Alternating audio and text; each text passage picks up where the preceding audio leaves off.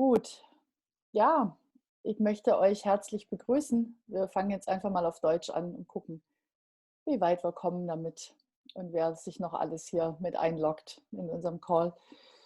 Ich bin Ela, bin Mitgründerin vom Supermarkt, arbeite eng mit Thomas Dennebrink, mit Andreas Arnold, Claudia Henke, die auch hier in dem Call sind, und einigen anderen. Da sehe ich Manuela Bosch, ist auch eine enge Kooperationspartnerin von uns, auch die Johanna Kühner, Karim eigentlich auch. Also sind, würde mal sagen, gut die Hälfte sind Leute, mit denen wir regelmäßig auch zu tun haben. Und ich freue mich natürlich auch Christophe Guenet, der hier mit dabei ist. Und es ist schön, dass wir jetzt einfach wieder die Gelegenheit haben, miteinander zu reden.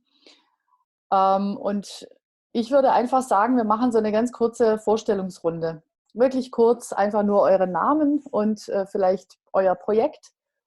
Und dann können wir sehen, wer da ist. Jetzt haben wir, now I see we have more people coming in also from other countries. So, welcome. I see Vika here from Great Britain. That's nice. Also, Rashid seems to be here. Hello. Rashid, the birthday boy. Happy birthday. Yeah, we have a birthday here in the call. Thank you very much. Well. I'm actually trying to hop off the phone with my family. They're wishing me happy birthday too. Happy birthday. Hello, my Thank dear. you. Really good to see you. Not see you, but having you in this call. All right. I love you, Grandma. I love you, Mom. Oh, hey, that's impressive, Rashid. That's an impressive background. Okay, good. So I suggest let's get started. Let's do a really brief intro round, and after everyone has introduced themselves, please choose someone else and nominate someone else to take over from you. Okay. So I want to nominate my dear friend Rashid, who has birthday today and who has the most impressive background in this call. Will you give me an introduction to Model? Will you start and then nominate me? Yeah, okay. My name is Ela Kagel. I'm a co-founder of Supermarkt Berlin, very interested in collaborative economies, and I run the platform Co-op Meetups at Supermarkt since years together with Thomas, Andreas. I'm happy to see you here. And I'm passing on to Rashid.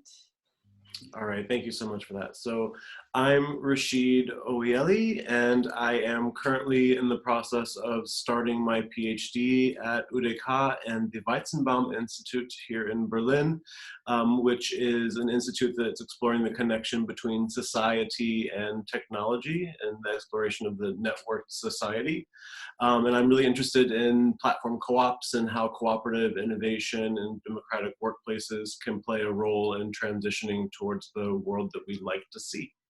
And I would like to then nominate Andreas. Well, thanks. So I'm Andreas Arnold. I'm a local entrepreneur and also consultant, and I started off a couple of years ago working in the sharing economy, founding an item sharing project, but also became a reshare connector, and as Ella mentioned, worked closely with supermarket team, and dig my nose further and further into platform co-ops, especially on the governance side, the question of like how can hundreds and thousands, potentially even more members interact with each other and come to a common output. So that's why I was doing a little bit of research on decentralized governance. That led me to DAOs, and I try to connect all those fields, sharing and then the governance aspect and the co-op. And I nominate Jakob. Hey, danke. I'm Jacob. I am currently almost done with my PhD, except for the defense that has been called off due to current circumstances. And I, together with Shaket, who just joined, we are currently building Nachbarschaftsmarktplatz, neighborhood marketplace, which is a platform co-op for local retailers to still be able to sell and ship their stuff during the crisis and during the lockdown. And I nominate Manuela. Hello, everybody. Nice to see us, so many familiar faces again. I'm Manuela Bosch. I work as a consultant and facilitator for cooperative projects, community purpose-driven projects, and I'm very interested in governance innovations and how relationships can work. And I will leave this call in 1 hour already because I'm jumping on another call with the Inclusive Design and Research Center that is working on a platform called Directory. So excuse me, please, for that. And yeah, I'm passing on to Thomas. So hi, my name is Thomas. I'm also like part of what I already mentioned earlier of the Supermarkt team, and we share Connector. We share is a network of people interested in the collaborative economy and their trajectories and change over time. So that brought me also a few years ago to the Platform Co-op movement, the Platform Co-op Consortium in West New York, and that's also like what I'm working on the last years, besides other topics around transformation on social, organizational, and personal level, and social innovation. And I pass over to, let's see, to Shaked. Yeah. Hi everyone, I'm Shaked. I'm doing my PhD on platform cooperatives. As Jakob just said, I'm also part of the newly found Nachbarschaftsmarktplatz. And beside that, I'm working as a project manager in an IT company, and I'm also in the left-wing party, Die Linke. And I'm passing to, I don't know who spoke, who didn't, Karim? Hi, thank you, Shaked. I'm Karim. I'm founder of coinsense.org, which is a platform which enables communities to create own currencies to fund projects which are underfunded, mainly social projects, cooperatives, and non-profit projects. And we are working currently on introducing a currency focusing on the Corona challenge in Tunisia. And I would be happy here to also share some thoughts about how we can boost the cooperative movement with their own community currency. Thank you. I will pass to Harald. Hi, my English isn't very well. We have a platform for used furniture in the middle of Europe. Und ich spreche lieber Deutsch. Ich hoffe, ihr seid mir nicht böse. Das ist total okay. Ich übersetze sowieso im Chat. I translate in the chat, right? Okay, danke. Gerne. Ich bin ein paar Minuten zu spät hier reingekommen. War der Gerald schon dran? No, noch nicht. Dann, Gerald, gebe ich an dich das Wort. Tschüss. Okay, I'm Gerald of the Food Council Leipzig and Hayati, which is our charity. We mainly do nutrition, healthy nutrition for children with. And I'm mainly interested in cooperatives as a new business model for the Middle East and Africa, where we are also looking after an orphanage in Uganda. And I nominate Johanna. Thank you. It's a good connection because our project is also about food. I'm part of Super Co-op Berlin. We're trying to found a cooperative supermarket, which is kind of owned by its community and led by its members. So not only a digital platform. And I'm also connected to this whole topic through my work at the Social Entrepreneurship Network, where we're currently also trying to make it easier and better to found Genossenschaften in Germany, where we're closely collaborating with the Supermarkt team and other actors in this call. I'm passing on to Vika from the UK. Hi everyone, It's great to be here. I'm Vika. I work for Cooperatives UK, which is the member body for cooperatives in the UK, and my role is specific to focus on platform co-ops. And mainly we're looking at like what business support platform co-ops will need in the UK and what kind of funding we can channel towards them. I nominate David.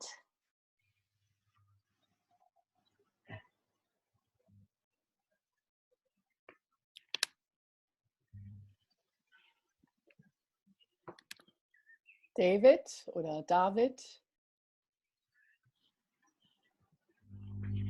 Oh, maybe if David has issues in connecting, maybe we can just continue with someone else. Evelyn? I don't know if that's how you pronounce the name. Yes, thank you. Hi everyone, my name is Evelyn Brie. I'm an intern at the City Lab Berlin, and I'm joining because we have a lot of projects actually that focus on cooperatives and how we can help them in this time of crisis. So I'm mostly here to listen. I'm very interested in what you all have to say. So I just joined in a few minutes ago, so I'm not quite sure who talked yet or not. Ella, do you have any suggestions? Because you have a better knowledge of who talked already. Yeah, I can make a choice. I can pick someone for you. Can I try again? Oh, is that David? Very good. Okay. Yeah, I turned off my camera. Bad connection. Yeah. I don't know what you guys heard, but in Kurz. The reason I've joined today is because I started to mentor a team of students that have a project called Timo.io, and the goal is to see how people can share their time and help each other out without the use of cash or money. They won actually a prize at the recent Corona hackathon, and so I'm mentoring them, trying to bring them further, and they need a lot of support. I'm not a social entrepreneur myself, but I'm passionate about the topic. That's interesting, David. Was it the VIA versus Virus hackathon? No, it was actually on the same weekend. We did. It was by data natives and hacking health. Yeah. Okay, so those of you that haven't noticed yet, so I'm writing in parallel in the chat, translating and writing the resources. So if you want to catch up on company names and stuff, please look in the chat. Hey, thank you. And can you nominate someone?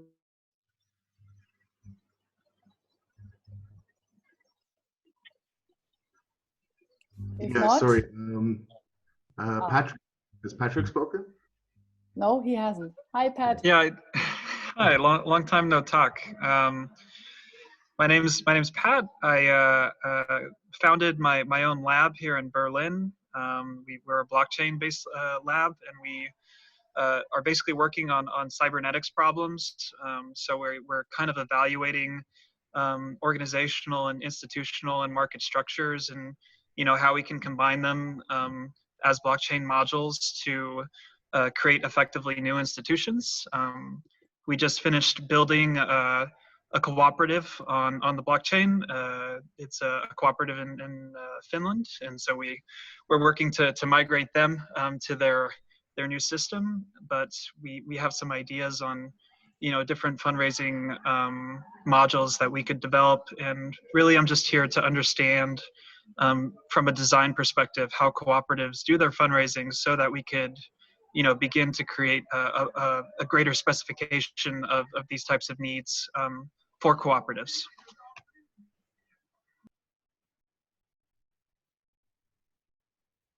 Great, thank you so much, Pat. And do you mind nominating someone?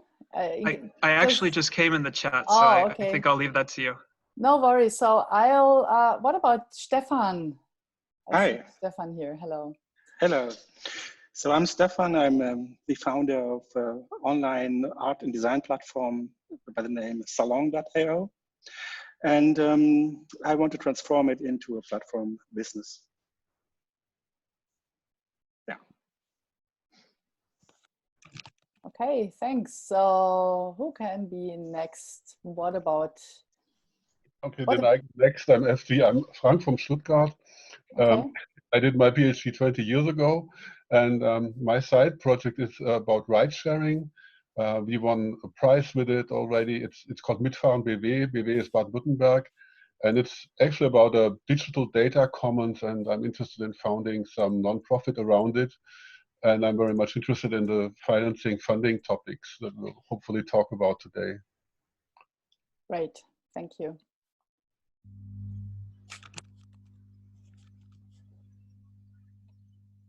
And there is another Stefan. I think that's me this time. Hello. Very nice to meet you all. So I'm organizing a regular meeting here in Berlin at Seabase on solar punks. So we're community interested in low-tech solution mostly, and we're building, for example, photovoltaic systems like small ones in neighborhood projects here in Kreuzberg, for example, at the Südstern. And right now, with a group of people, I'm interested maybe in founding a so-called Energiegenossenschaft, which is also could be a kind of a platform co-op. So I'm very interested in the funding possibilities here, and I feel it's not easy to see all these people, right? To nominate anyone. I can help you. So maybe Claudia, right? Claudia, good idea. Hallo, mein Name ist Claudia. Ich bin Teil der Plattform Cooperatives Germany Genossenschaft und auch der Genossenschaft H3U.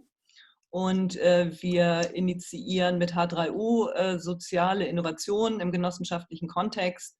Und wir haben zum Beispiel ein Projekt mit Nachfolge, was wir genossenschaftlich umsetzen. Also international heißt das Workers Buyout. Super, danke dir. So, wer war noch irgendjemand nicht? Christoph war noch nicht. Christoph, can I ask you? Ja, genau.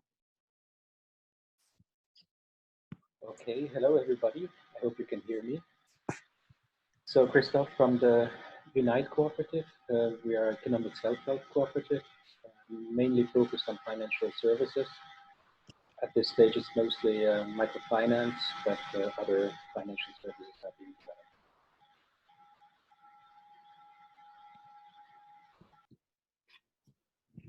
Super.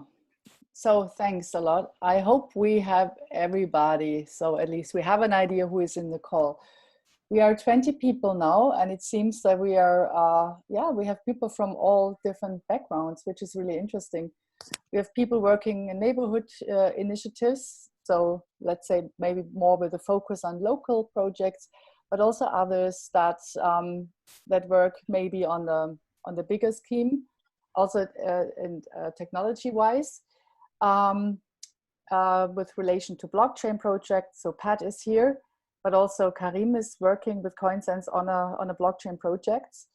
And I'm also happy to see that we have people from various backgrounds in terms of advocacy work, but also actual platform corp projects. And Thomas, before Thomas Dönnebrink, before I get started with presenting, with giving an introduction around platform co-op funding, can I ask you to maybe take over the translation in the chat? Sure, okay. That would be great, thank you.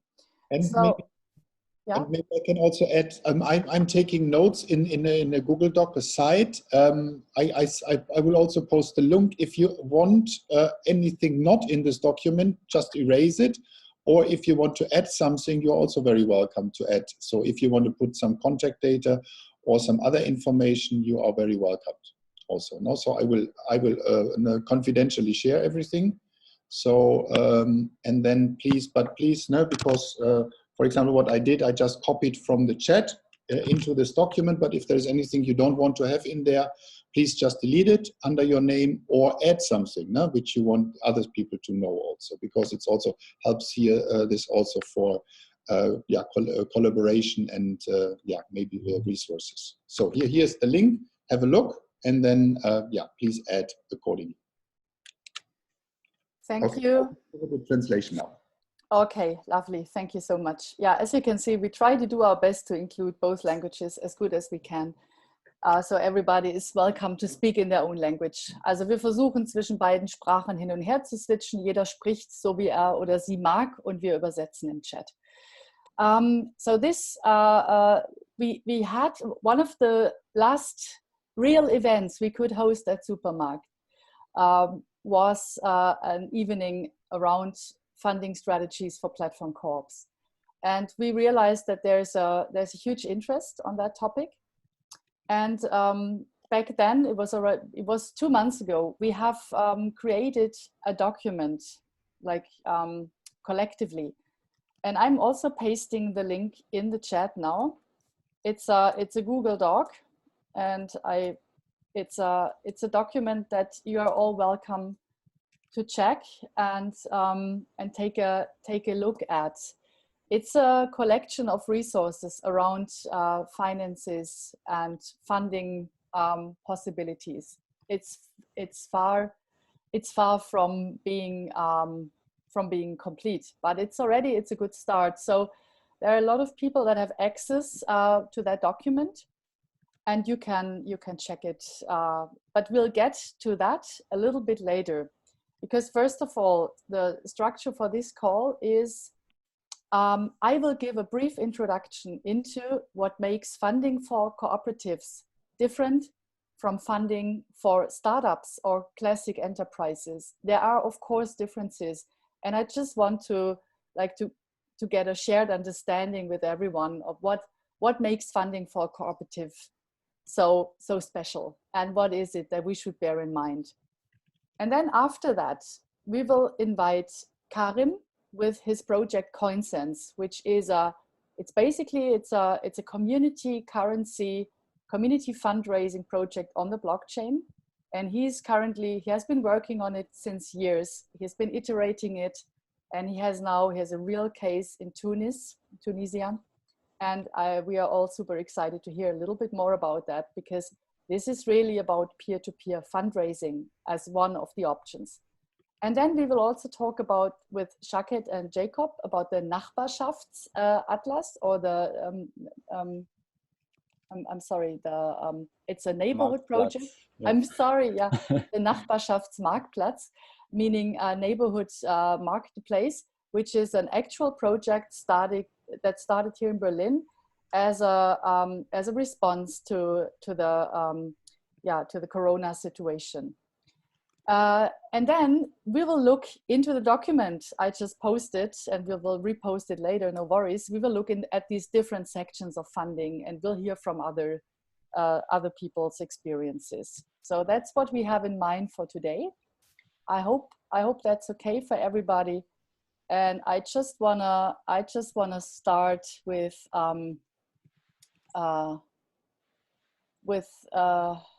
sharing. Excuse me, just 1 second. I just want to share some ideas around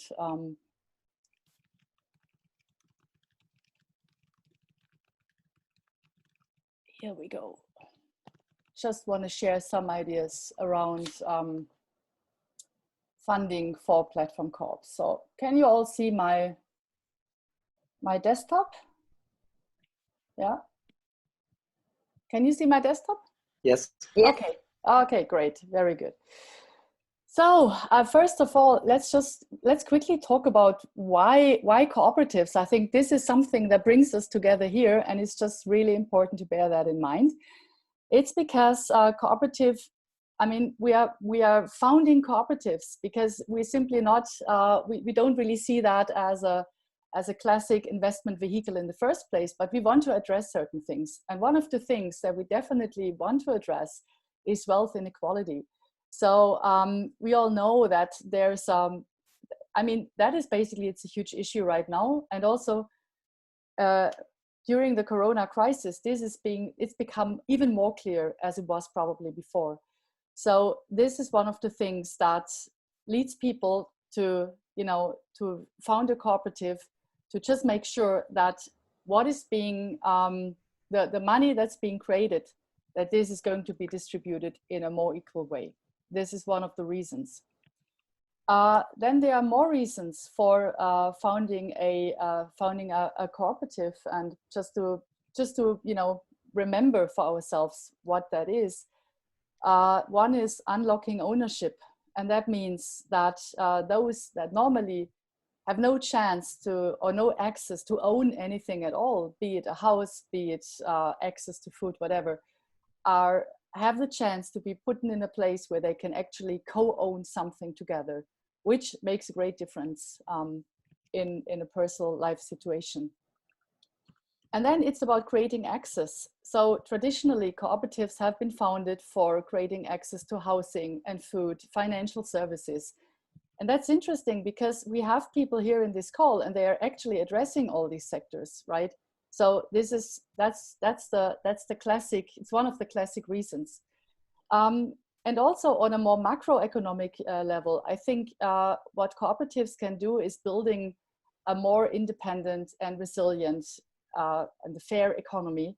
That's really something that also, I mean, this whole topic is super timely right now as we all try to cope with Corona in our different countries and life circumstances. And also together we can achieve things that we can normally not do by ourselves.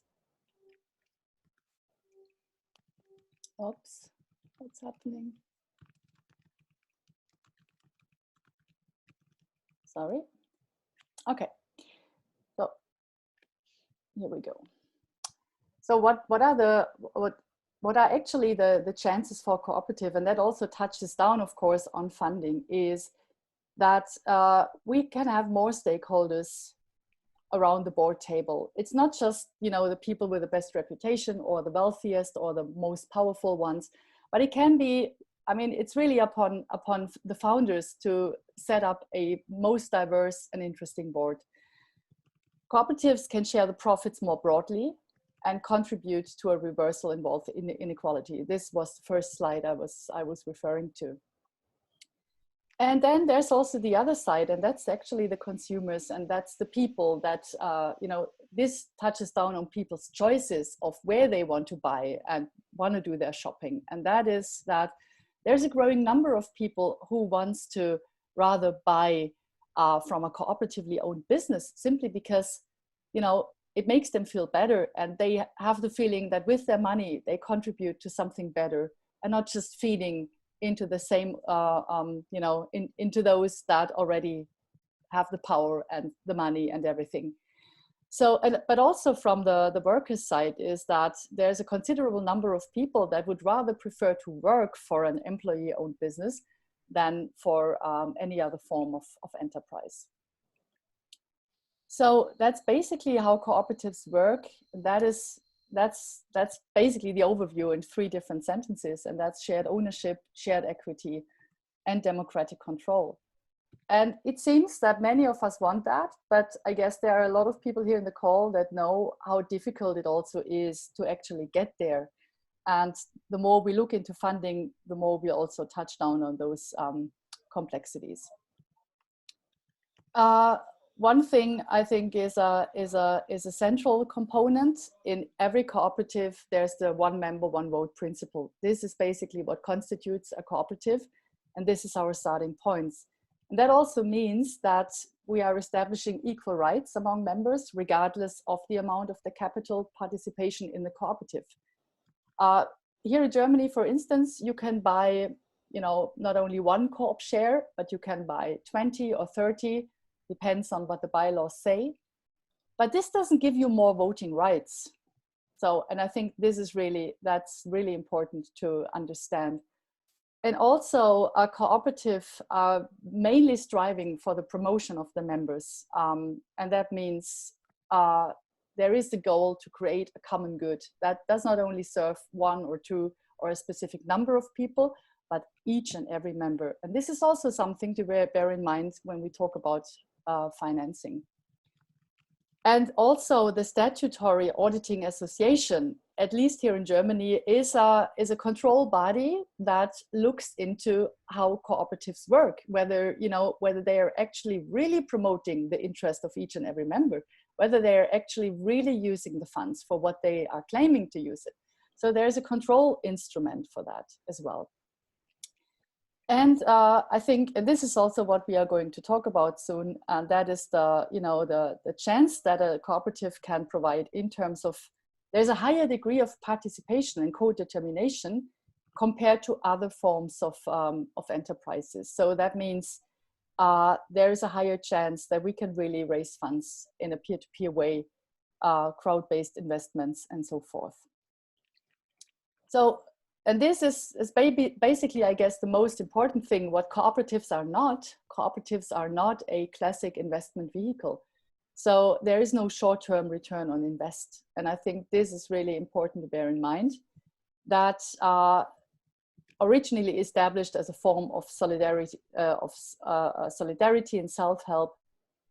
This is really about understanding that whenever money gets into the cooperative, it doesn't get in because of the promise that anyone will profit from that soon, unless it's everybody who is profiting from it.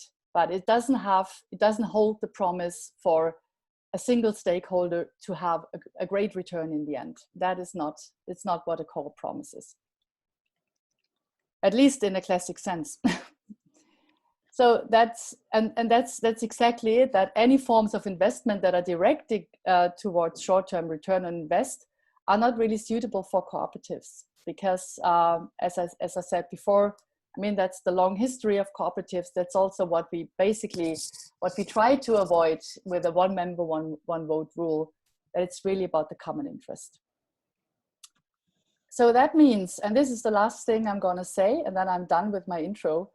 I want to propose something for the rest of this discussion, which I think is interesting, because we all know about the shareholder model, right? This is something that we know from classic economics. But what if we would establish a form of member value model as a counterpart to the shareholder model? And that would be something that, you know, I just want to invite everybody to think of what that could actually be. Is it the cost advantages through joint orders of good? Is it joint acquisition and use of cost-intensive good? Is it the promotion of cultural interest? So this is just an invitation to be very aware of what actually is the member value model. What is it? What is the promise of the cooperative? And what is it that the money is going to be spent on? And okay, this is German one. So that means the payback or the return on invest might be an element, but it does not only serve one single person, it has to serve everybody. There is always a long-term orientation, a long-term strategy behind. And yeah, this is what we brought together. These were some ideas that people came up with, and maybe we can, when we proceed with this call, just take that as a basis for reflection. These are some ideas around member value model and what it can actually be. So this can be maybe interests on member shares, dividends, cost advantages, or also work contracts via the cooperative. And I'm sure there's much more, absolutely sure about that. So that's just my short introduction. Yeah, stopping the sharing now. And I just wanted for us to have like a shared basic mindset before we move on. And before we do that, I just want to ask whether there are any questions or comments to this little intro part.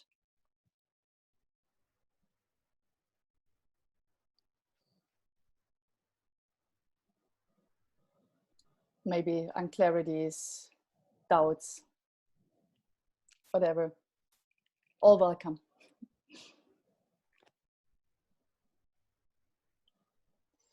Okay, yeah, well, if that's not the case, I mean, you can also ask questions later. Oh, Christoph said too many questions, I know, yeah, probably.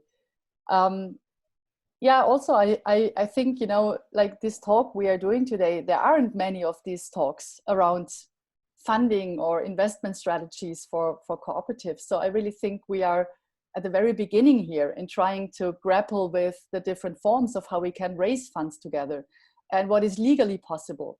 So please see that as an invitation to bring in ideas, and please also understand that none of us has created the ultimate strategy for it. So we're still getting there. So Andreas, can I ask you, because we have done this workshop before, what do you think? Shall we ask Karim or Jacob or Shaket to talk about their individual projects first, and then we jump over into the Google Doc and look into the actual funding possibilities? What would you suggest? Would be an appreciated input at this time, because especially with the Nachbarschaftsmarktplatz, we also have to go to look through the funding strategies and kind of figure out which one is suitable for them. And perhaps Karim and Constance can already donate another solution. So maybe it's good to have them first. Okay, great. So then I would like to ask either Shaket or Jacob, I don't know whom of you would like to present, to maybe go first. And just for everybody in this call, so the idea is we will hear from 2 concrete projects which deal with funding, and we will then look at the basis of their project into the Google Doc and try to understand what might be a good solution or strategy for them. So Jacob, I would like to pass on the word to you, and glad you're here, and please tell us a little bit more about the neighborhood marketplace here in Berlin. Okay, thanks a lot. So just a very quick intro. So we are a group of maybe 20, 30 people, mostly from Berlin, who are currently building this platform co-op tailored towards local retailers who have to close their shops and therefore have no income anymore. And over the course of the next couple of months might go out of business if nothing changes. So what we want to build is sort of a localized marketplace platform online where shops can sign up and then sign up their products, and people can find their neighborhood shops and then buy online and either pick stuff up, or the next thing that we are trying to build is a delivery system with bicycle couriers from Berlin. And well, our funding strategy right now is basically just a lot of very motivated people who are doing this pro bono. And also Felix from Fairmondo, who is willing to chip in for like he's tailoring the Fairmondo marketplace to our solution. So they white labeled it, and together with me, Henrik, their developer, took all the Fairmondo stuff out, and we did a slight rebranding, and basically it's ready now to be tried with the first couple of shops. The only thing that we need to do it in a larger scale is some kind of legal framework, because we're not we started 2.5 weeks ago, so it's all moving very quickly, and we're just doing what lies right ahead of us. So we are no founded legal entity so far, and yeah, we also need a number of documents like allgemeine Geschäftsbedingungen, which we don't have and which you have to tailor to the specific platform. So yeah, what we actually need is either money to buy someone to do that, or to find someone who does that or who helps us doing that. And well, I think basically the project is sort of a 2-step thing. So in the crisis, we're doing most of this pro bono just to help shops and to try whether this actually works in Berlin. And then if it proves to work, and if it proves to be valuable to shops and to people who want to buy stuff in their neighborhood, also online, then I think we will make it a proper business case and found a co-op and follow a long-term interest to, my dream would be to build sort of an alternative to Amazon, where you have an integrated product search where you can type in what you want, and then you see on a map in your neighborhood where you can actually get it, and go and talk to someone who really knows these products, and also try it out, so you don't have to buy it and then send it back if you don't like it, but like where you can like save a lot of logistics and have it way more decentralized. Yeah. Maybe Shaket, you can add on all the stuff that I may have forgotten. I don't have much to add. You get a very good overview, but I think when we talk about financing strategies, but also the official stuff like the legal framework, etc.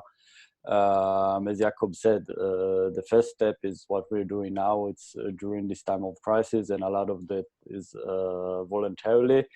But then when we go into the next step, we need to have like a sustainable business model to see how we finance it. On the long run, it is also something that we also got feedback from potential shops that will might be interested in using the platform. They want to see that it's really something sustainable, that we're not gonna change the model when the crisis is over and try to monetize everything, but keep our promise. So it's also a way of communicating this transparently, showing, okay, we have a business model which is based on a co-op, which is democratic and fair, etc. And you have a way to participate it in this, and it all goes hand in hand. It's not, so I think it's not just getting money, it's also like the whole legal framework, the organizational framework, the communication with stakeholders.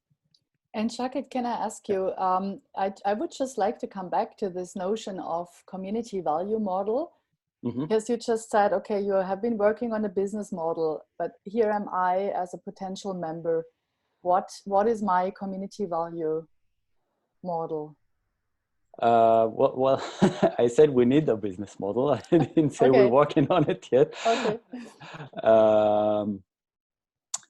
Yeah, but I guess if I understood your question correctly, the community value is exactly the idea behind this platform co-op, that we support local businesses, that we give them an alternative which is not only free of charge, but at least in my vision, also democratic. That means that shops that take part and sell stuff over the platform can also be members, just as you said in your presentation, and have democratic influence on how this develops. And also, for example, when we're talking about the bike couriers, we're not talking about Deliveroo or something. Okay, Deliveroo doesn't exist anymore, but the commercial alternatives, but actually we're talking about bike co-ops that we are engaged with. And what is your feeling so far? Who as a potential funder would be interested in supporting that specific value model, which I think is very strong, and you certainly address things that people are, currently trying to support: local businesses, fair treatment of workers, democratic control, shared ownership. These are things that really start to gain momentum also in mainstream culture. Is not just an utopia for a few, but it's becoming, something that more people start to reflect on. So I'm wondering, what are your ideas so far? Who do you think would you like to address in terms of potential donors or funders or investors? Jakob? I have at least one idea so far, which is that we can really make a case towards local state entities, such that if this platform actually becomes like a long-term model that people might actually use as an alternative to Amazon, that would lead to a lot of added value and also taxes that stay in the city or in the region compared to like an American.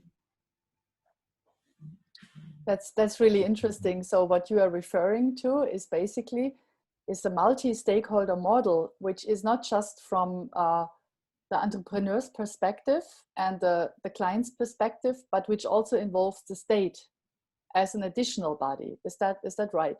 Exactly. Okay. That's really interesting. That reminds me of an event we hosted at Supermarkt last fall with some of the former Deliveroo riders that are currently building up their own cooperative. It's going to become a platform co-op. So there are several groups in Berlin.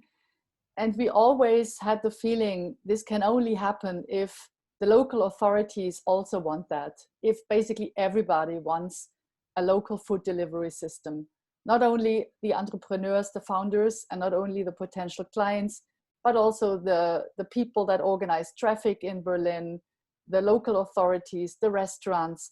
So this really calls for a multi-stakeholder approach, something we don't see very often in classic fundraising. Andreas, please.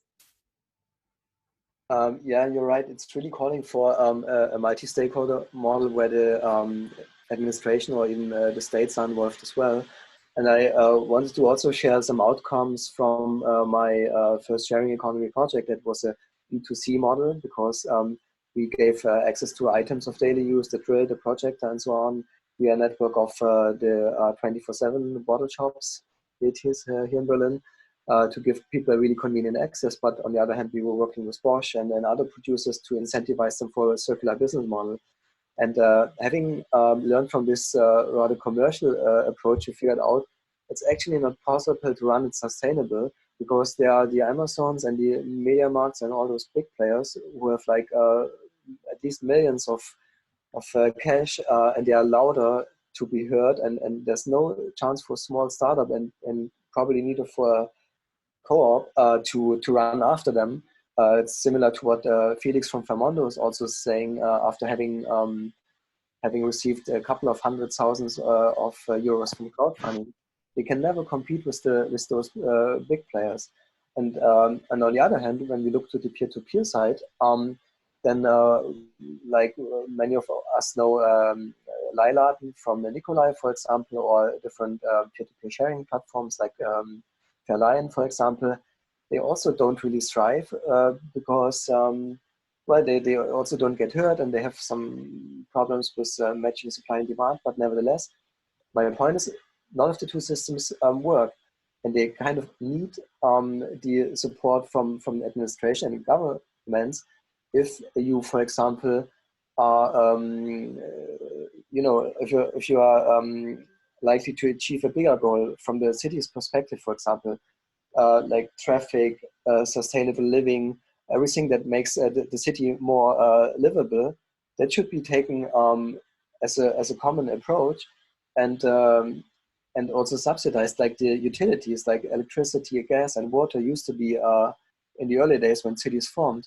So yeah, I just wanted to underline that I would like to have the administration contribute in this multi-stakeholder model. Any thoughts on that? Shakit, please.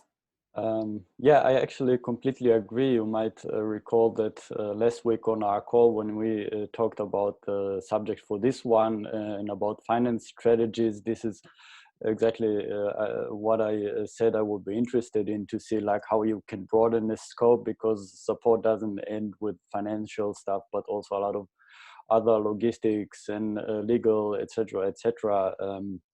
And I definitely see the state, be it Berlin as a state or the federal, like the Bund, in a role of supporting co-ops in all kind of ways, be it financial support, like for the first financing of starting projects like this, be it when Berlin is offering spaces like office spaces for startups when Tegel is closed. Why not offering it to platform co-ops as well, like bringing to awareness to the awareness of policymakers that co-ops, platform co-ops or others have the same value, or maybe even a lot more value in some sense than startups. And it's also good to give them space and strengthen their basis in the city. And I can say for my part that, of course, my party, the Linke, is open for these ideas, and there are also all kind of discussions and all kind of politicians that also already walk in this direction. But we're just, you know, one party that happens to be in a government in Berlin, but not in all of Germany and not all of the Bundesländer. Yeah. Okay, that's interesting. I think we can now make a very interesting connection to the model you are proposing that touches down on the infrastructure of our society. Because what you are referring to is not only my choice as a customer to buy a specific item on a specific platform, but what you are referring to is the infrastructure of our cities that is being used of making the transaction possible, right? So if I want to order a cup of tea at Amazon, then it's not just my single choice as a customer. It's also, there are, you know, there are side effects such as traffic, delivery traffic.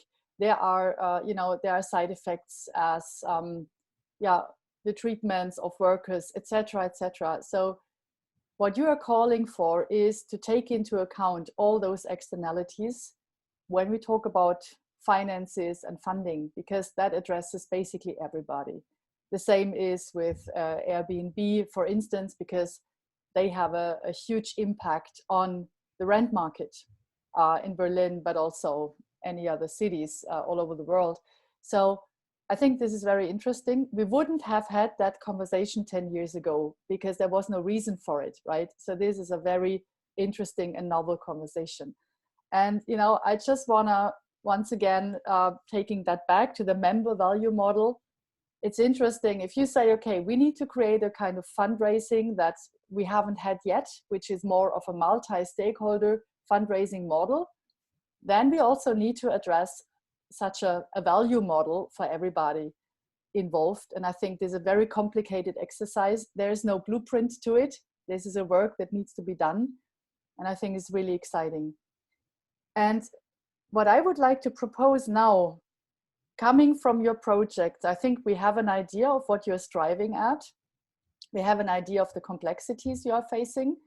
Maybe we can pass on the word to Karim, who is founder of CoinSense and who has been working on the idea of a peer-to-peer fundraising platform since years.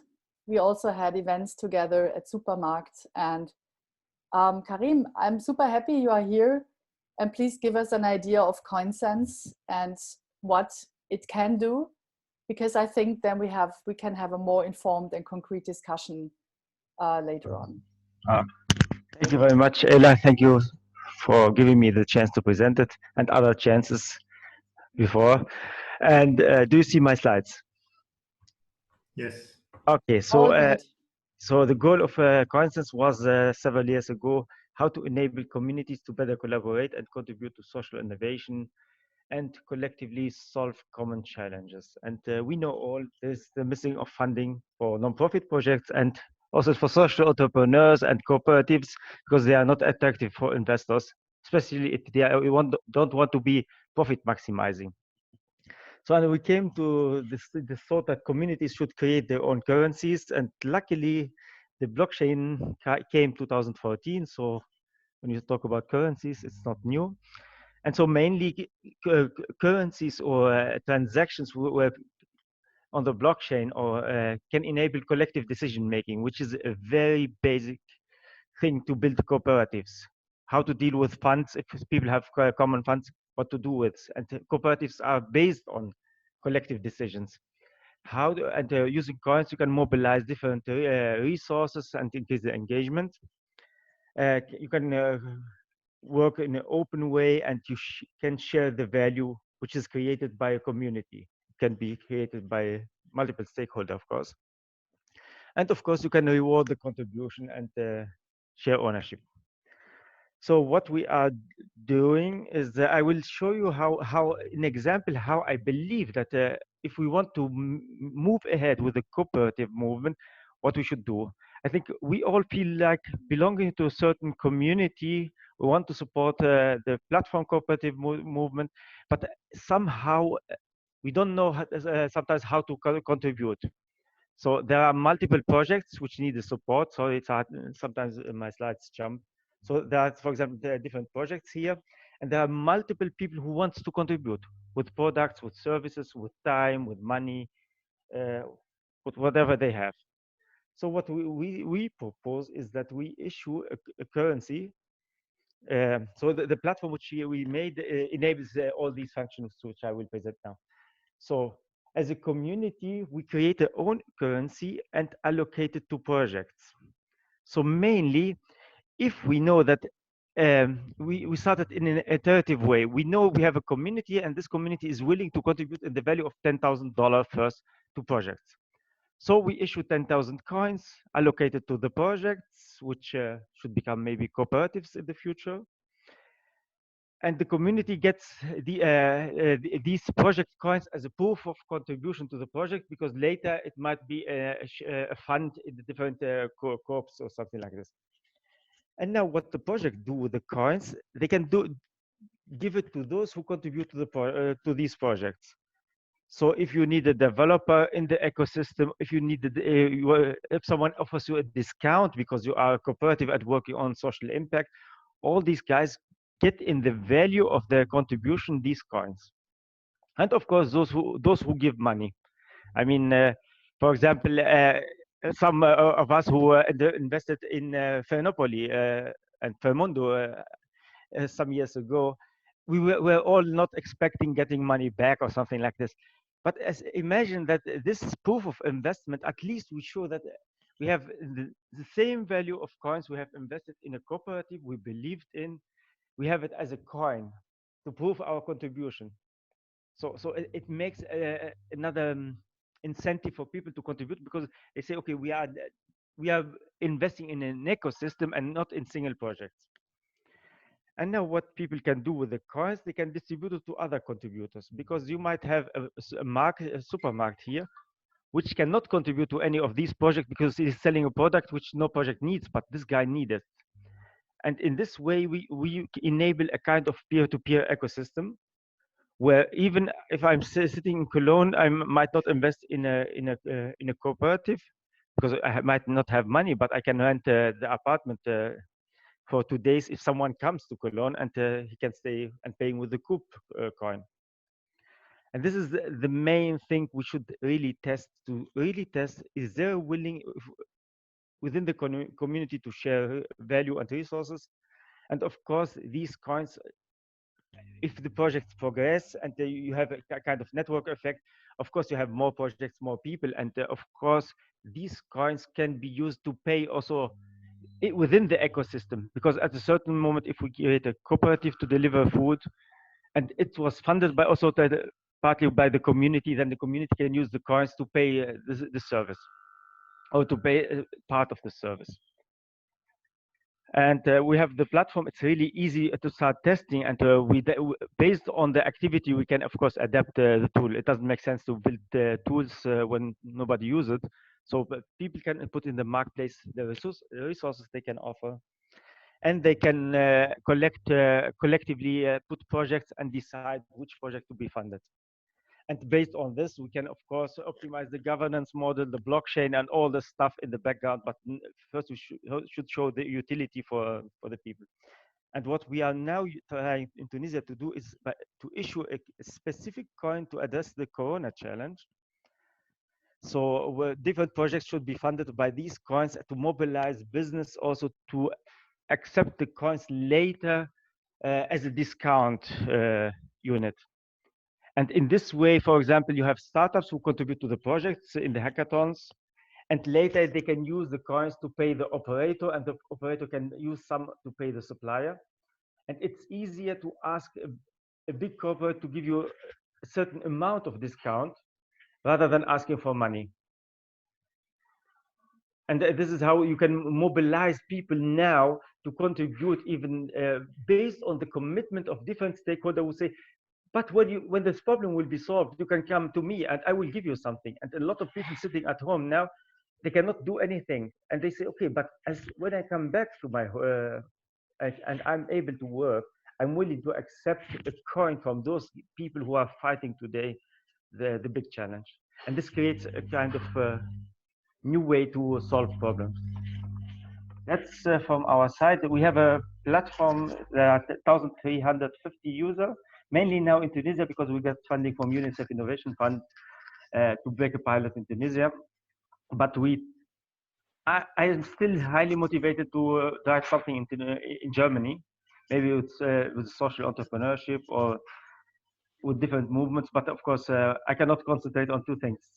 It's a big challenge. And I'm not the best communicator, so I need maybe support, and then we try. Wow, thank you so much, Karim. I'm really happy to see that the project has evolved over the past years, and that you have an actual case going on in Tunisia. Yeah. And I'm super interested in hearing more results. You can now end your screen sharing if you like. Yeah. All right. So this is really interesting. I think in both cases we've heard, both cases are not simply, addressing the process of acquiring something, changing money back and forth, but this is also about problem solution. This is also, it's not only an utility for making transactions possible, but it's also, what I hear from each of you is that you are also considering the state of our environment, of our planet right now, and that you also try to heal some of these effects with the projects you're working on. And I find that interesting as well, because that is also something that is usually not considered in any, or let's say in the classic economic plans.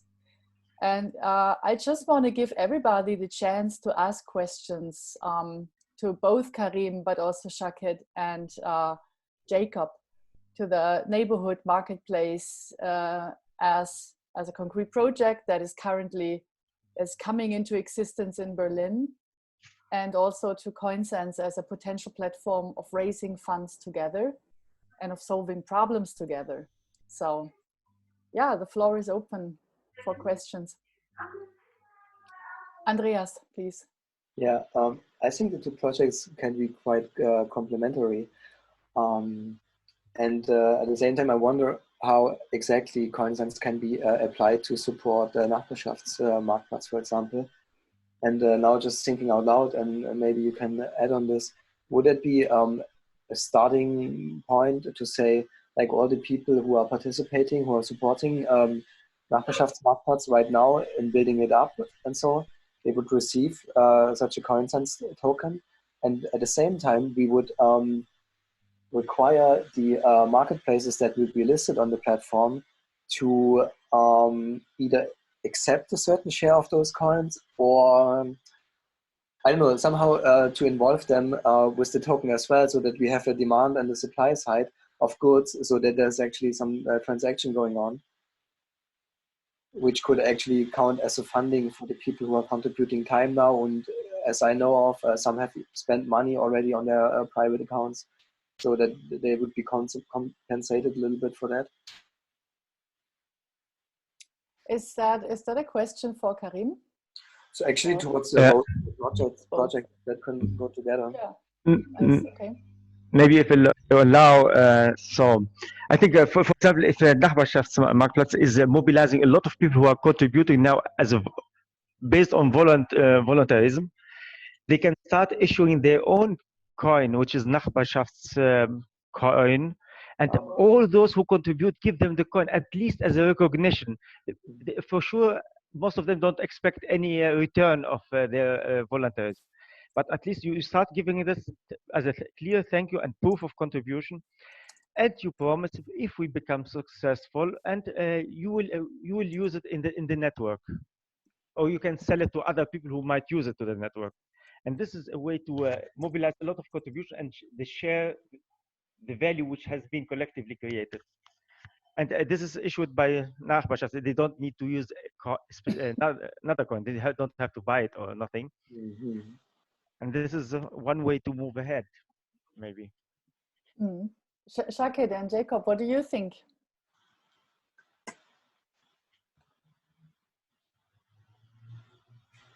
about the proposal of merging your project or using CoinSense as a way to facilitate transactions and funding.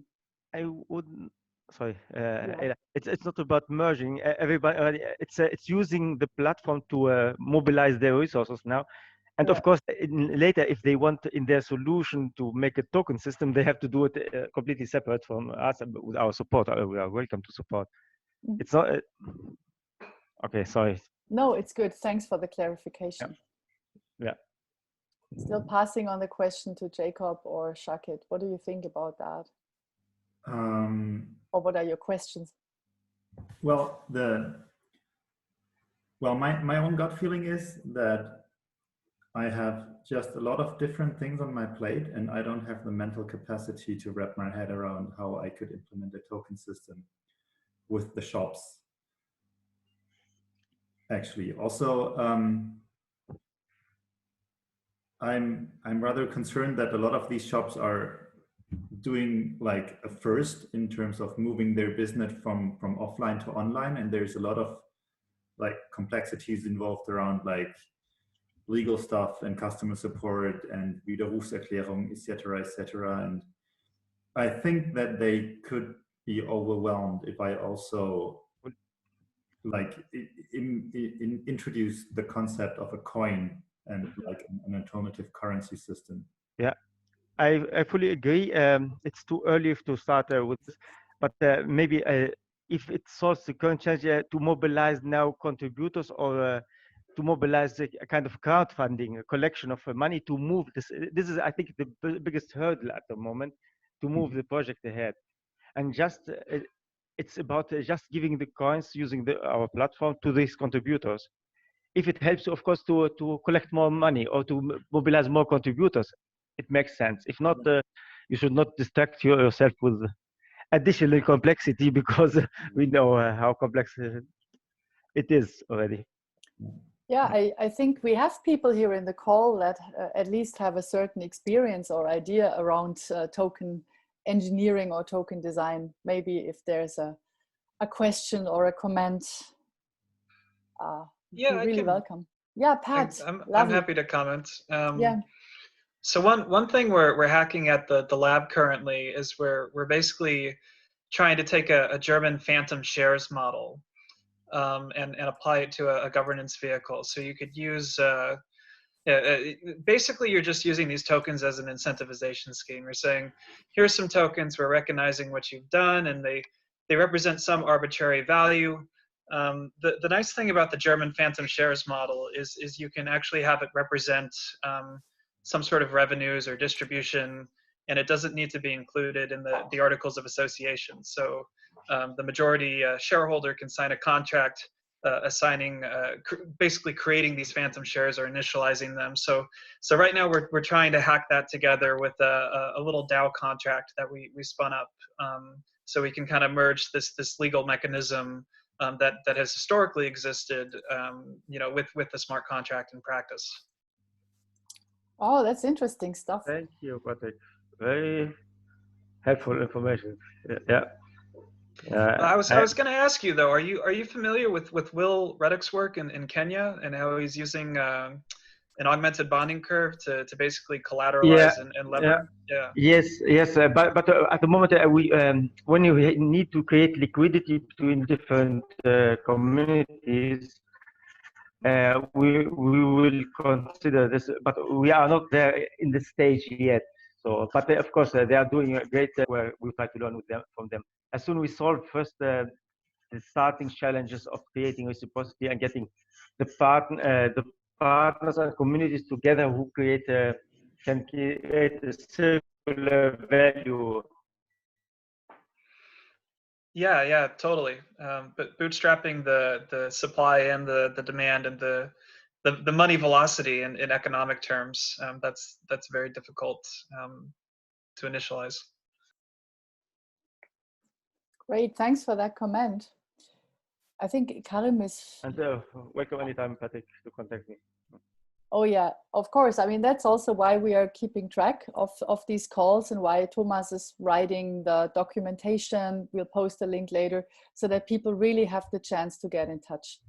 And in case any contact is getting lost, please ask me or Thomas and Andreas will be happy to bring everyone together who needs to talk after this call. And I see there's another comment here from David Michael Grund from Time.io, and he just said that I think that Karim's project could be a great match for what you are doing. I think it's the student project, which is about time sharing, right? David, maybe you want to comment on that.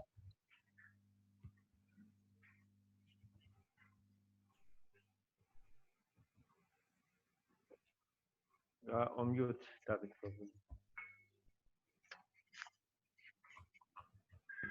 Sorry, I thought I clicked the button. I think initially they had the idea of currency, but they steered clear of it because of the complexity and are still kind of focusing, still trying to get the offering right. But I think that you've got a ready-made model, and I already mastered guys, so we've got to look at that. But I think there's definitely potential for us using Insense. I think it's a perfect complementary service. Yeah. So I look forward to talking to you after. I don't want to take up more time in the chat now. Yeah, but that's great, you know, because that's also what we want to see in these calls, that people get in touch, and probably there are collaborations. So glad about that. Thank you so much for hosting this. I'll be definitely coming to the next one. Sorry I missed the first two. Yeah, no worries. There will be more. Thanks. Yeah, can I ask someone else, or maybe there are people in this call who just have questions or you know, that need clarification. So remember, there are no stupid questions. So if anything is unclear, Shaket, please. It's not a question. I'm just thinking out loud here. It's really something that's going through my head in the last couple of minutes, and I'm not finished thinking it over. But the one thing that platform co-ops has as disadvantage when you compare them with the normal, you know, Silicon Valley, whatever equivalent, is that they don't have venture capital. This is like the big advantage of Airbnb, Uber, and you name it. They can write like, you know, losses for years and still continue growing in the market until they reach like a certain mass. And this is the point I'm starting to think out loud, is maybe having like this kind of Bitcoin, not Bitcoin, but you know, a digital currency based bank or cooperative, or like an organization where a lot of platform co-ops and co-op organizations like the PCC are contributing, and platform co-ops gonna use like these currencies that they get as investment in the first months and years, like to get access to, I don't know, organizational support, hosting of the website, etc., etc. And then if they become profitable, they're gonna pay it out in euros or dollars or whatever, and like as a contribution to this fund, to this bank, to whatever. And if they don't get profitable at the end, you have like a community of co-ops that, you know, kind of cushions this and say, okay, we made this investment for the cause, and for some co-ops, for some platforms, it will work, and we get like the money, like the real money back at the same point, and for some, we will have to write this loss. And this is where I stopped thinking out loud. Yeah. Yeah, please. I mean, besides, if we have a bigger ecosystem, we don't even need to exchange it in money, because we can eat, we can pay rent for it, because in the cooperative ecosystem, you can spend it again. And this creates a circularity in the ecosystem, which is even nicer, because you create shared assets and whatever. And yeah, that's really interesting, like creating the circular effect, right? I think that's super interesting, but also coming back to Shaket's idea or question, why is there no venture capital for platform co-ops? This, I mean, indeed, this is a question, and there are initiatives that try to address or try to enable at least some, money for the early stage of foundations. So there's the Start Co-op and others. And if you want to check the funding for platform co-ops document that we came up with, I just posted the link again in the chat. So there are different forms of incubator programs that really try to enable cooperative businesses to at least being able to making it over the final, the initial stages, which very often is already a hurdle to even get there. And maybe because we are lucky to having Vika from England in this call, and I know that England, it seems to be a little bit more ahead when it comes to, making cooperative funding possible, or forms of incubation programs. And Vika, can I ask you which platform co-op incubators or similar forms, maybe from the UK or others? Yeah, I'm very happy to chip in. I hope my computer's not too loud. It's the fan is. No, it's great. Okay. Really good.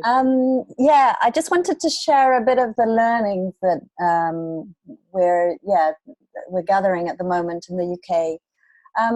So basically what we've been seeing is that platform co-ops in the really early stage, they're able to raise around, I would say, £100,000, which now I would say nearly €100,000,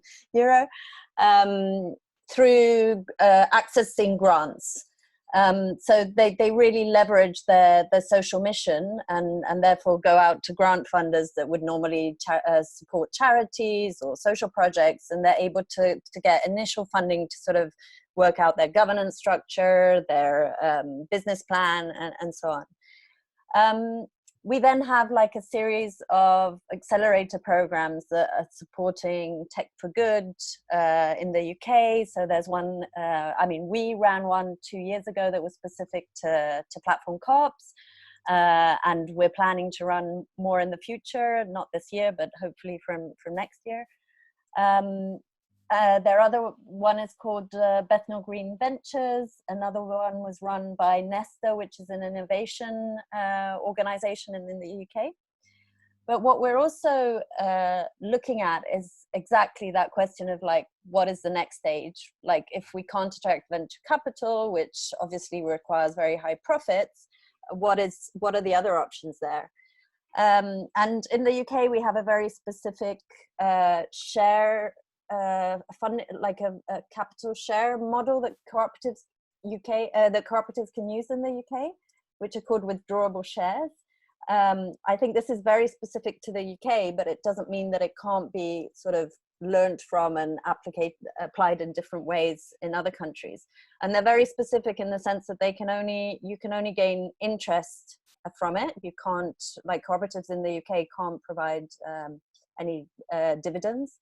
And they can't be exchanged, they can't be transferred to other owners. You can only withdraw them at a certain point if you want, whenever you want, at the discretion of the board. But they also don't gain in capital, in value. And so that makes them extremely different from traditional shares, where like the capital gain is one of the main aspects. Now we've been using these types of shares with small community projects. So like if a community wants to save their local pub or their local shop or their local library, they can raise capital through this form of funding. What we've been looking at in the last year is like, could we transfer this model to platform co-ops? And what is interesting is that one of the most, let's say one of the platform co-ops that has been more successful in the UK at the moment, that Ella probably also met in New York, is Equal Care Co-op. And they used this model to raise funding last summer, and they managed to raise £400,000 And this competes with the sort of amount that small and medium enterprises raise from angel investors in the UK at the moment. So it shows that if we do, create models that for the cooperative sector, that we could access similar type of funding. What we're looking at is also, so this was also made possible because through a grant, we were able to match fund what they were raising from the community. So I would say 70% of that came from their community, and the rest came from grant funding. And so what we're really eager to do is to attract grant funders to provide this type of institutional investment that sort of boosts the community raising aspect as well. And this is what I've been trying to do in the last year, and it's really, really hard because grant funders are so behind in understanding what the implications of tech and so on. So it's a bit of a struggle. And on the other side, we've been trying to look at social investors, and there the struggle is because the returns are too low. So this is the work we're doing. It's sort of research, learning by doing, and we've got a few papers on it. I put them in the document, and I'm happy, if anyone wants to get in touch to find out more, I'm happy to share. Oh, lovely. Thank you so much, Vika. It's super interesting. So that means you just put some links into our shared doc, into the Google Doc. Oh, yeah. Lovely. That's really good. Yeah, people take a look at this document because also Manuela has added to it. So this is growing as we speak. And Chris has a question for you. Whether you can give example of projects. That what you exactly. That's we have different kinds of examples which are there at the limit between social and the return, which can pay a return even if it's below the market benchmark. What kind of return can they pay? Are we talking of 1%, 3%, 5%? What is it exactly what we are talking about?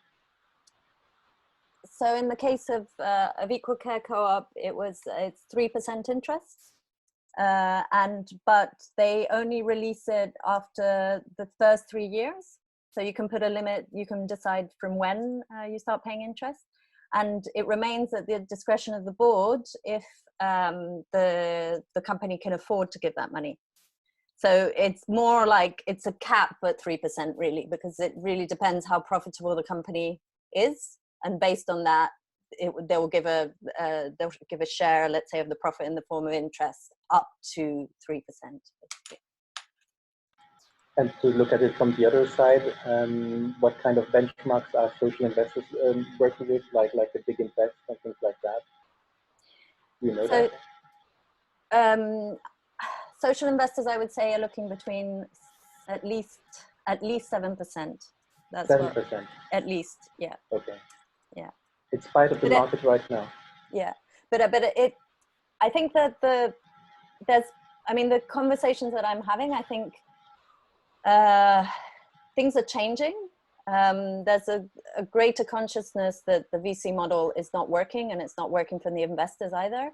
And so there are, interest in more patient capital and what other forms of capital can be used.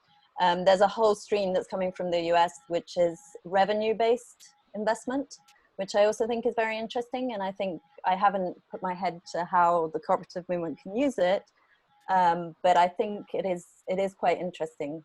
So I'll post some links about that as well. But the basic concept is investors don't start receiving funds until the company becomes profitable, and they don't hold shares in the company.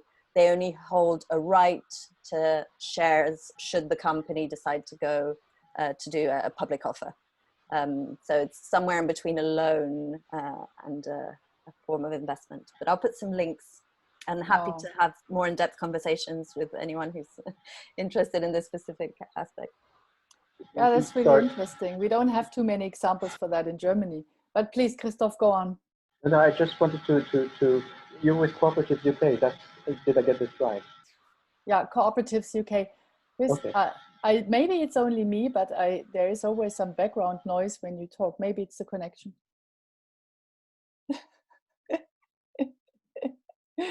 I know there's a lot of background noise these days.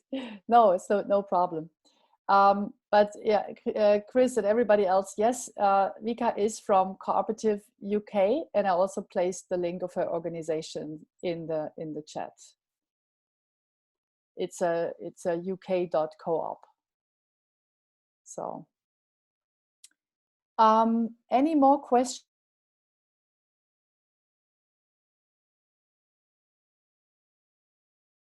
Ela, we can't hear you. You're muted. Oh, I'm very sorry.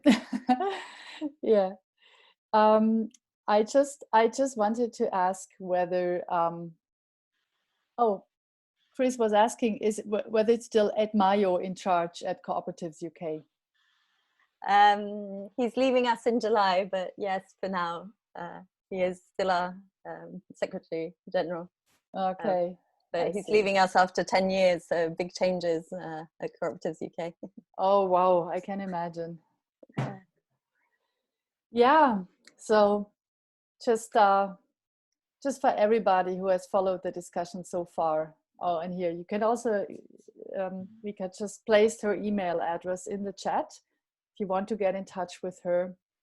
So Vika is also present at many international conferences on platform co-ops, and I think the UK has really many great examples, and I hope that we'll have more examples in Germany as well. Because I feel whenever I talk to her and listen to projects going on over there, that we are just at the beginning. Very inspiring. Are there any questions at this point? Is there any clarification needed? If it's okay, I have a question.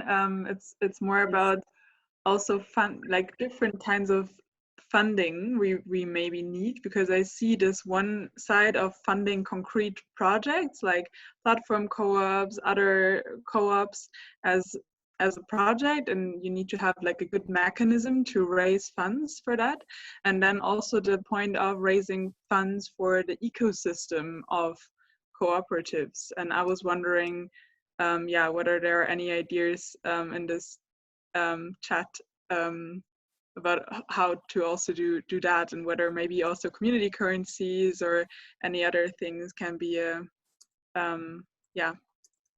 like a possibility for this. Oh, I'm so happy you are asking this question, Johanna. And this question can only be asked from someone who is of course very familiar also with how cooperatives work, because that would have been actually a point that I wanted to cover with all of you, because we should not make the mistake to only talk about these individual funds for each and every small cooperative individually, because I would also suggest to rather broaden the scope and look at the ecosystem of platform co-ops. And this is what Johanna was just referring to. And that is basically the question of intercooperation between different co-ops. Because even if we have a small co-op, right, we can take a choice. If I want to host a server, I can do it with Amazon, but I can also do it at a cooperatively owned server service, right, based here in Germany. They might be more expensive, but while I'm investing the money in them, I'm helping to build an ecosystem of platform co-ops. And to me, this really seems to be central. And Johanna, I want to invite you to share a little bit about your thoughts, because I know as a member of both Social Entrepreneurship Germany and also the Super Co-op, which is going to be a collectively owned supermarket here in Berlin, and which also draws on a great heritage of the Park Slope Co-op in New York. I'm sure that you have made up your minds already several times around how to build an ecosystem of platform co-ops. And maybe you just want to share some thoughts or questions, whatever comes to your mind, please. Yeah, sure. So from the super co-op, supermarket side, I think it's a really positive development in this direction, because it's the Park Slope Food Co-op, which has like 17,000 members and has been existing for a really long time now. And then the thought of this food co-op came over to Europe, and then it was like implemented in Paris and in Brussels. Now we want to do it in Germany, and there is actually another project trying to do the same thing in Munich right now. And just last week we had an exchange call with like 12 other projects from initiatives around Europe that are trying to build a food co-op. And I think that's really cool to have this in this specific area, but it's only about food co-ops. So, and I think it could be way more. And I see this in just different things. And also for us, like one really concrete example is that we're using the open source software that La Louve and the Bees Co-op in Brussels implemented in their food co-op, and now we can just use it. And I think it's a great advantage, and also it saves a lot of money for us, right? So this maybe also then is linked to this funding aspect, because if we start using all these resources in a super efficient way because we all share things, maybe we can also lower the costs, and then maybe also less venture capital is needed because we build an ecosystem that is also supporting each other in a way that you don't always need this like huge amounts of big funding and have these huge failures of then projects losing all this money that was invested. And maybe that also then could lower the shares on like the returns that investors expect, because also the risk is lower when like supporting each other in such an infrastructure. That's from the supermarket side. And then I see this need for really funding for an ecosystem, because it needs different supporting structures when co-op projects start. I don't think there's maybe so much understanding right now for how this works. And then sometimes I also feel like it's easier to raise money for a special project because you can tell the story and you have an example. And for me it's still a bit the open question is like, how can we raise this attention and awareness and money for also building this ecosystem? I really think this is these thoughts are substantial. And I want to ask you, as somebody who has just taken part in a crowdfunding experience for the Super Co-op, because I always wonder, there is like crowdfunding seem to have become an accepted funding instrument, but also I know that sometimes it can put the spotlight on one project only. Right, I mean that's the purpose, of course, and at the same time separating it from other projects that maybe have a similar goal. So, can I ask you about your recent crowdfunding efforts and how? I would just be interested in hearing whether you would do it again, or what are your experiences? Yeah, I mean that's a really good question, because we raised 17,000, which was great, and it was more than our goal was, and it was really cool. But also if you count all the hours we spend on preparing and doing this campaign, it's also, you need to consider that crowdfunding, like, I mean, for example, Fermando, right? They did like a huge crowdfunding campaign. It was like way more money than we collected. So maybe that's also something a bit different, but also it's a lot of effort you put into that. But for us, it was not only about the money, but also about raising attention to the project and kind of trying to raise attention of the Berlin people to the project. And also we got a lot more supporters and contacts and all these not financial resources from the crowdfunding campaign. So I think we would definitely do it again, and even thought about doing it again at another state or another point, maybe once we have our location, for example. But then also it would be cool to connect it to raise funds with shares directly, so people can really buy shares via crowdfunding. And I think that's where crowdfunding is great. And then it's also, but that's also true for crowdfunding, because for example, right now we're preparing this matching fall for the Wir versus Virus hackathon, which is also a crowdfunding for a crowdfunding matching fall. And yeah, it's harder definitely to tell a story, to raise money for not one specific project, but for many projects at once. But yeah, maybe this could also, yeah, it's at the start. I think it's something new, and maybe this can also then be helpful, because this matching fund, for example, is the idea that you have, like, you, from this fund, every project that is successful in raising its crowdfunding money gets like 25 or 50% or something, could be also 10% on top. And maybe this is also an idea, right, for like a co-op ecosystem funding, because then from this co-op fund or whatever, there could be some money put also in projects additionally. Just an idea. Nice. Yeah, really nice. I think there's a lot of really interesting perspectives in your contribution. And I would even add to my initial presentation, I will certainly add another chapter that says funding the ecosystem, because that I think seems to be essential. Like, if we look back at where we started today, looking at what makes funding for cooperatives different, we looked into the specific voting rights, we looked into the ownership structure, we look into the community value model as opposed to the shareholder model. But yeah, this reminder just seems to be so essential to, when we talk about funding, let's bear in mind funding the ecosystem as such. And whenever we have a choice, then opting for a different form of organization, and then opting for a cooperative rather than buying at a place where we know, okay, stuff is cheap, but maybe the work conditions are not okay, or environmental impact is unacceptable, and so forth. So thanks for that. I'm interested in hearing, we are slowly moving towards the end of this call. We have another 20 minutes left.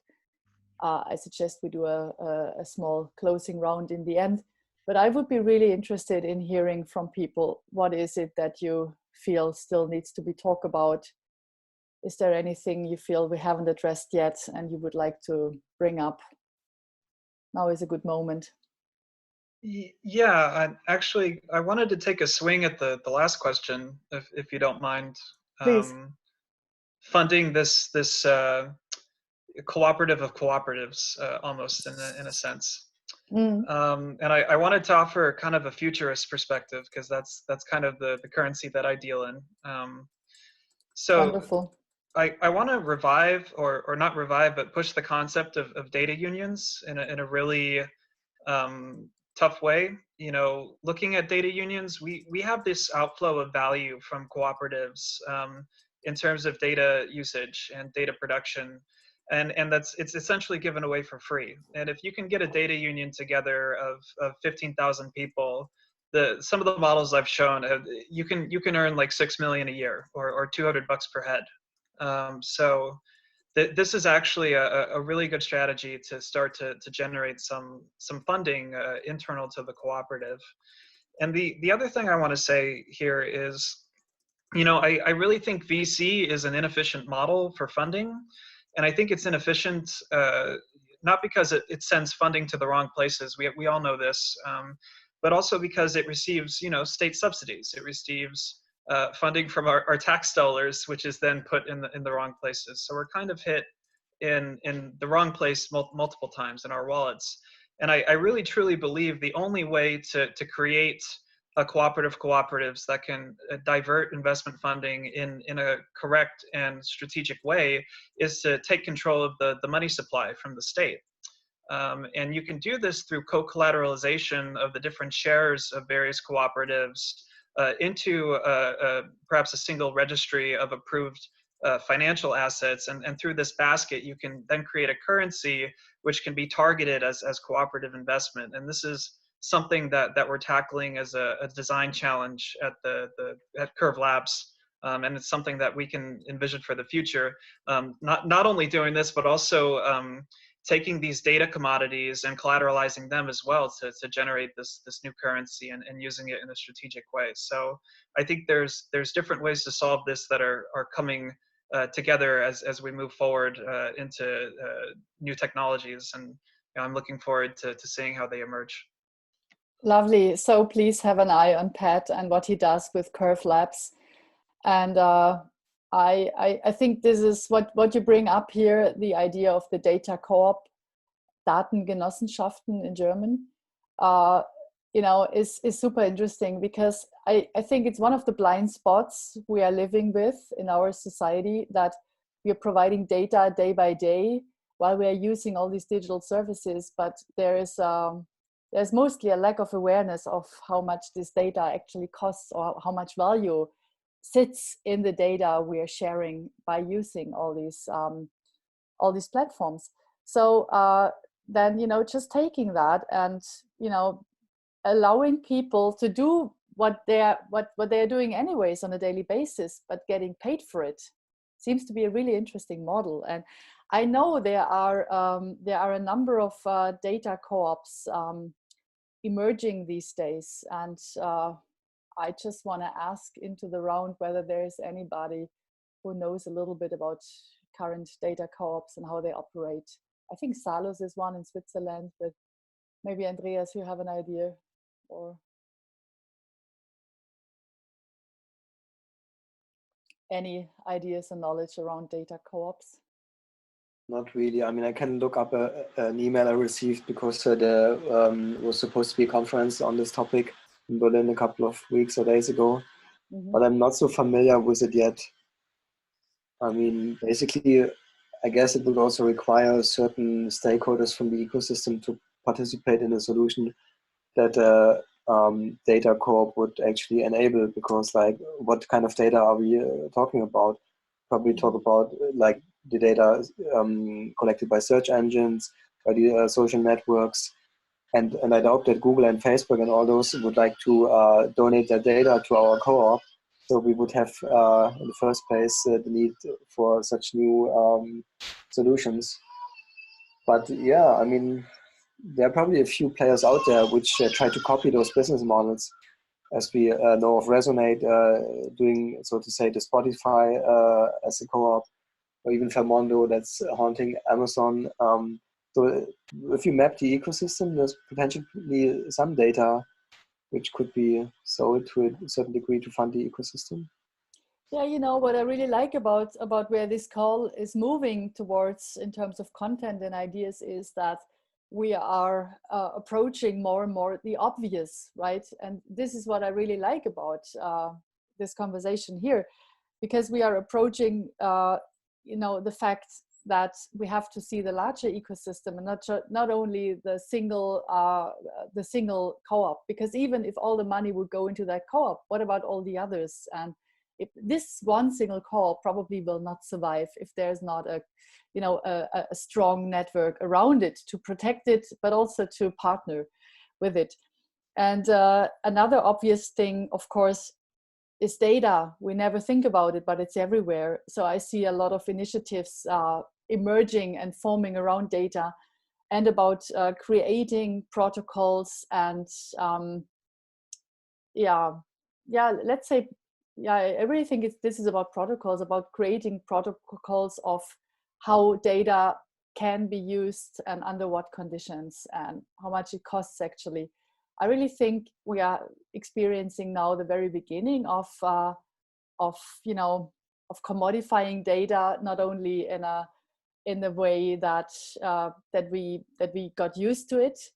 Like, if any software or platform is free, then of course we are the product because we are paying for it with our data. So we see a different development starting now. That's super interesting. And I would also encourage to look a little bit more into that. And I think we also have examples for data co-op in our shared document. I think Salus co-op is in there, and maybe some others. And yeah, what we just heard from Pat, Curve Lab certainly is going into there as well.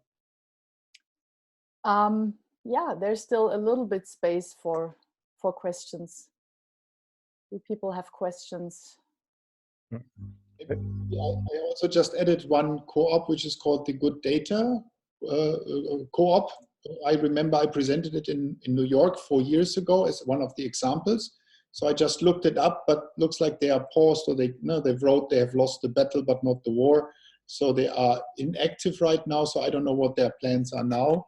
But yeah, and then another was on medical data. There's a Swiss platform co-op, I think, who was working a few years ago, and the same a friend was trying to do in Barcelona. So I don't know where they are at. So I haven't heard from them recently. Yeah, I think that is Salus Co-op. That's what I was talking about. I mixed it up. I'm sorry. Yeah, their name is Salus. It's a medical data cooperative. Yeah. Exactly. That's what I meant. So that is maybe another thing that we, on a daily basis, don't think about too often. What about the medical data we are generating day by day?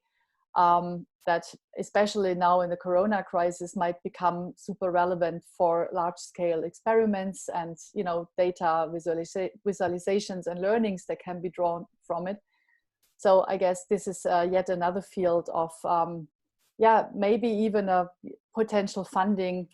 And I guess that a number of emerging data co-ops I have heard of lately, they even have this idea of providing, you know, some sort of a basic income to everybody who is participating in that cooperative, because there's yeah, they see a reliant money stream coming in from the use of data once it's established.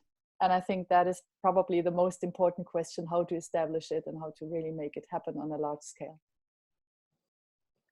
Yeah, any more comments, clarifications, questions? Hi, Karim. Maybe I would like to get some feedback. Who thinks that it's really time for the cooperative movement to try to introduce a community currency, or also the social entrepreneurship network? Just move it like this or like this. Maybe it helps. So, because I believe it's time at the. We should maybe if there's interest, we should set up another call focusing on this topic, because I have Patrick, I think you are also working on in this direction. So there are many thoughts, and there's an ecosystem. Everybody's working on something like this, and we should maybe start with a pilot or something like this. This is my belief. Great. I think also Rashid wanted to say something, at least it seems so. No, I think that people are hesitant to faithfully follow the coin markets or tokenization as a tool now after the recent years' experience. And I think another pathway to a similar outcome might be through universal basic income, which we're now seeing at least Spain is resorting to as a potential strategy for dealing with the economic mess that we've gotten into. So potentially there's other routes to figuring out ways to deleverage the amount of debt and the norms that we have around debt as a relationship to the world, and for motivating business and our economic activities. Thank you, Rashid. People are writing in the chat whether they like the idea. Are there any more? Is there somebody who would like to comment here in the call? Oh, okay.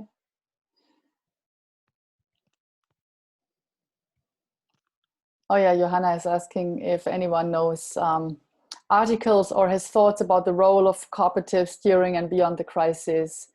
Please share. Yeah, I would be interested in that as well, actually. I would like to hear from dedicated cooperative initiatives that are engaged in crisis relief at the moment. It seems that a lot of new networks are emerging, such as Nachbarschaftsmarktplatz has emerged as a response to the current crisis. But I'm really wondering how, yeah, already established cooperatives, how they respond. It's a great question. Yeah, maybe just as like a little background info. Sorry, I hope I didn't interrupt the discussion before. That's why I didn't say it out loud. It's okay. Was just that someone told me that, like, just imagine Deliveroo being a co-op, and they could immediately in the crisis switch to a more social business model having a social business model in place, because they adapt to the needs of the people in a way more flexible way, because they're looking at the social purpose and including all their members instead of only focusing on making the business run. That's just as a background. So about like how can co-ops, like for example Nachbarschafts Marktplatz. I got it. Or like being a big asset in the crisis, but also beyond that, because now we maybe also have the chance to shape things, or having them having maybe also new opportunities after that. Right. Maybe a note on the, I would say, opposing side, how the not cooperative platforms and tech companies are using the crisis for the benefits. I just posted a New York Times article about it on the chat. Maybe it's worth sneaking a peek and see what can we steal from them, and kind of do the same for platform co-ops. How tech lobbyists are using the pandemic to make gains. Yeah, absolutely. And I think, this addresses the very platform we are on, Zoom, and also which also reveals the complexity, because our first call, we have been testing open source alternatives, and since we don't run an individual server by ourselves, it didn't succeed so well. So basically we weren't able to leverage the bandwidth and to really invite all the 30 people that wanted to be in the call to these open source environments. We would have, we have to do a much bigger effort to make the systems running, but this requires time and also resources. So we are currently trying to set up a server and test with it and expand on bandwidth and so forth.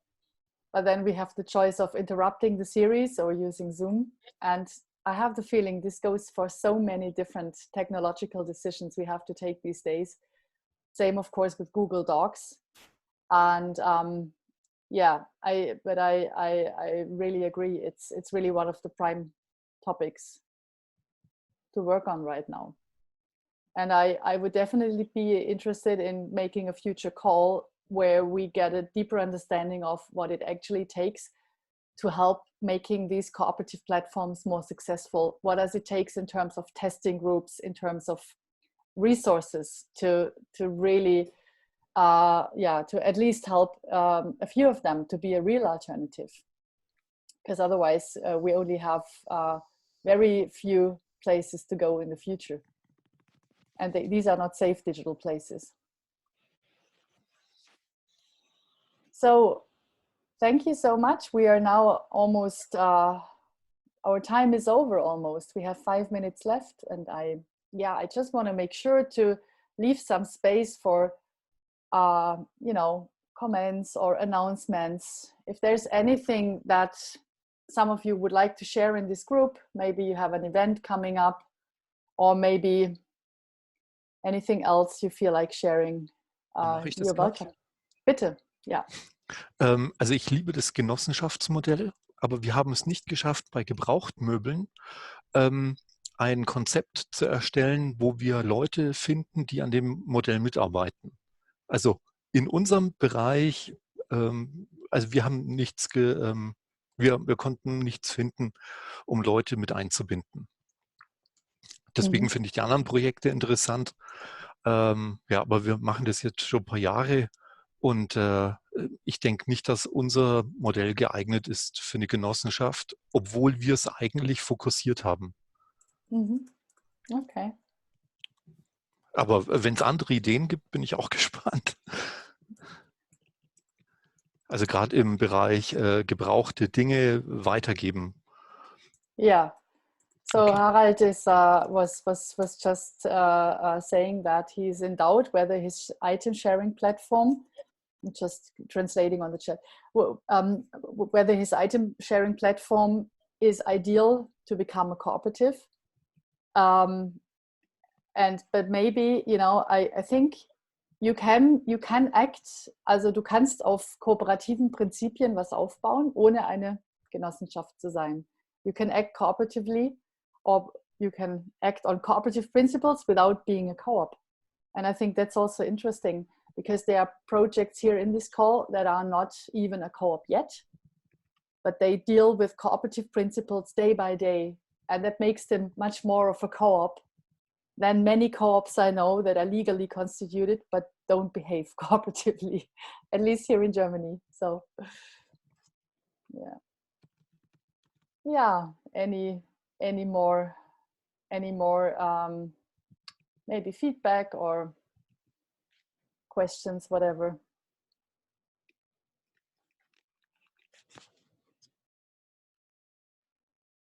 What will be the next session next Thursday? What are we going to talk about next Thursday? Ideas. You can also share in the chat.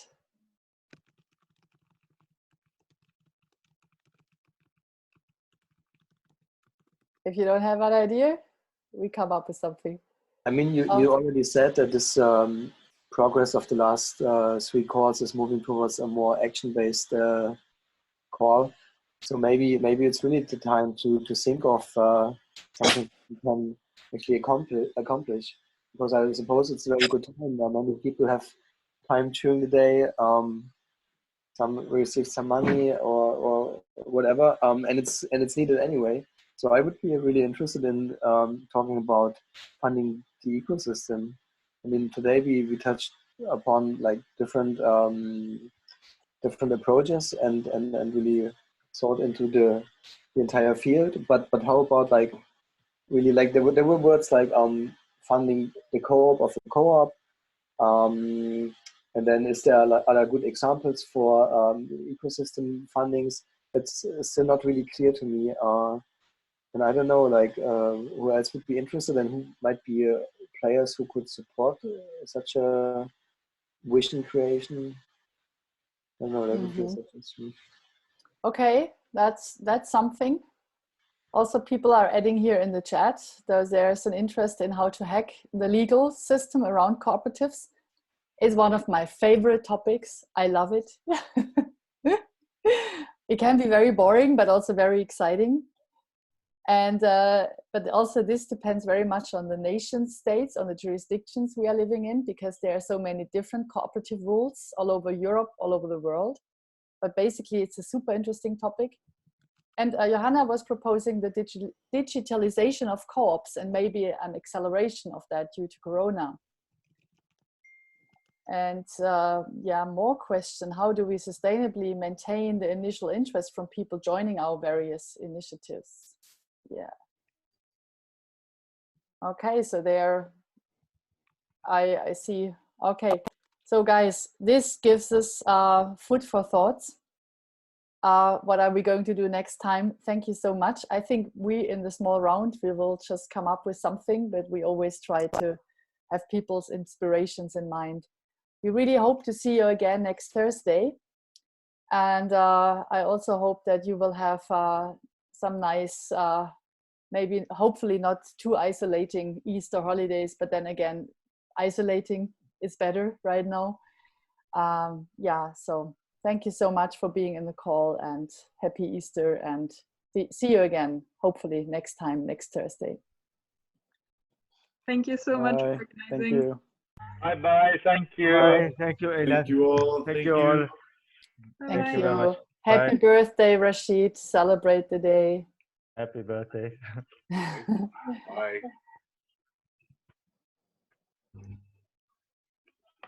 Bye-bye. Bye-bye.